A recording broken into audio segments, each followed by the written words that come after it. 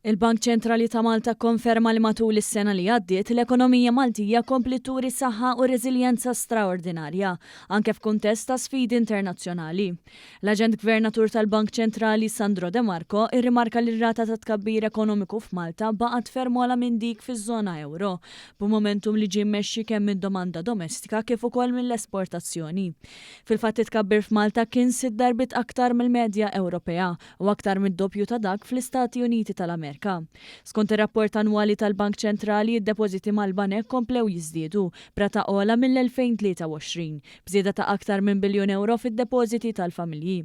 Dan juri kif il-benefiċċji ta' tkabbir ekonomiku qed jilħqu direttament lil familji f'pajjiżna. Il-qagħda tas-suq tax-xogħol baqgħet pożittiva b'livell ta' qatt baxx ta' ftit aktar minn 1100 persuna.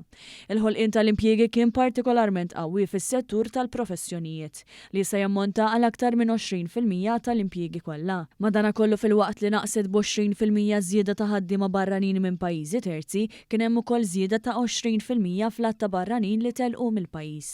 F'termini ta' fiduċja tan-negozju, ir-rapport jindika li l-inċertezza ekonomika naqset u l-kundizzjonijiet kummerċjali baqgħu aħjar mill-medja storika. Is-setturi tas-servizzi b'enfasi fuq dak finanzjarju professjonali baqa' l-mutur ewlieni ta' tkabbir ekonomiku, bżieda wkoll fil-produzzjoni industrijali. Wieħed mill-aktar żviluppi li ħallew impatt dirett fuq il-familji kien it-tnaqqis sinifikanti fl-inflazzjoni. Ir-rata niżlet minn 5.6% għal 2.4%, bajnuna mill-iskema stabbilta li wasset biex l-inflazzjoni tal-ikel tinżel minn 10% għal 4%.